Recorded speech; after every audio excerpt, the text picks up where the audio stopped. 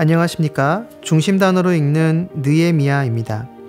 오늘은 느헤미야와 관련된 핵심 단어들을 통해 느헤미야서의 중심 주제와 내용을 함께 살펴보겠습니다. 첫 번째 단어는 중보기도입니다. 느헤미야서는 중보기도로 시작합니다. 느헤미야는 아닥사스다 왕 20년에 예루살렘 성벽이 무너졌다는 소식을 듣고 하나님 앞에 금식하며 기도합니다. 그 내용이 느헤미야 1장 5절부터 11절까지 기록되어 있습니다. 먼저 이스라엘 백성의 죄를 고백하며 회개하고 하나님께서 모세와 맺으신 언약을 상기시키며 이스라엘을 회복시켜 달라고 간구합니다. 우리는 느헤미야의 이러한 시작에 주목해야 합니다.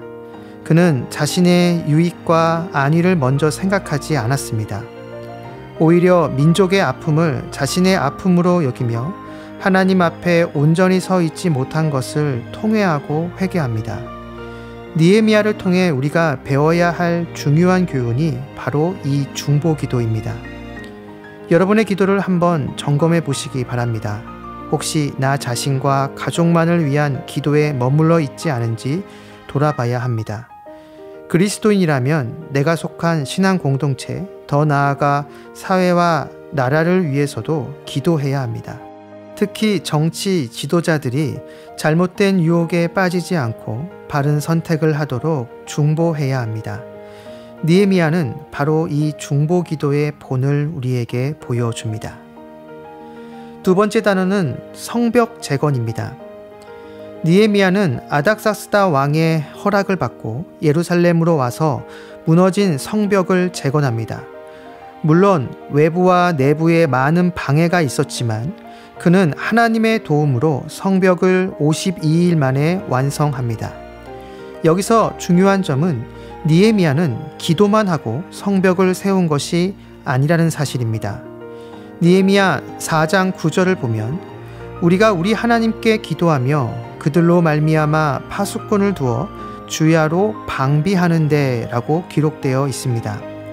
느헤미야는 철저히 하나님을 의지하면서도 자신이 해야 할 역할을 소홀히 하지 않았습니다. 하나님을 의지하는 믿음과 현실에서 최선을 다하는 책임감, 이 두 가지의 균형을 우리는 느헤미야의 모습에서 확인할 수 있습니다. 우리의 신앙도 마찬가지입니다. 때로는 우리는 어느 한쪽으로 치우치기 쉽습니다.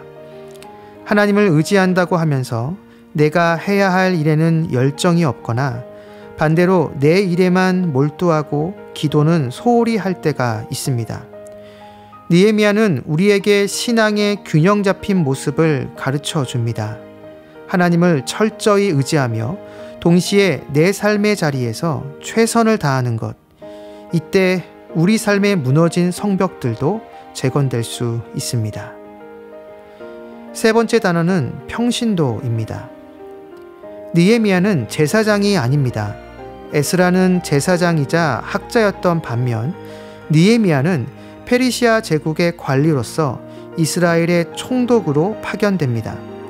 그는 필요하다면 어디서든 주님의 일을 감당하겠다는 헌신을 가진 평신도였습니다. 느헤미야는 총독이라는 영향력 있는 위치를 하나님의 일을 진전시키는 데 사용했습니다.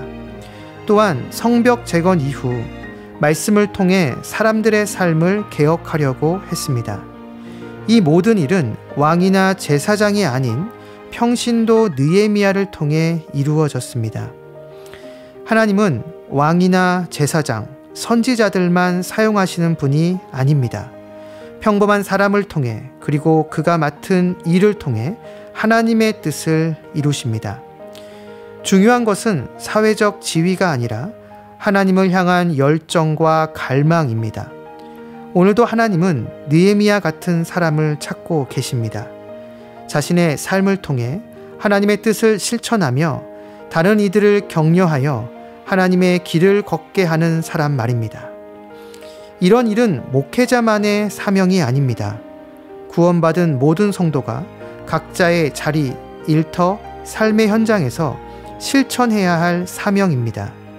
하나님께서 원하시는 것을 실천하고 그로 인해 하나님 나라를 드러내는 것이 성도의 본 모습입니다. 지금 이 시대에는 목회자뿐 아니라 느헤미야와 같은 평신도 지도자들이 더욱 필요합니다.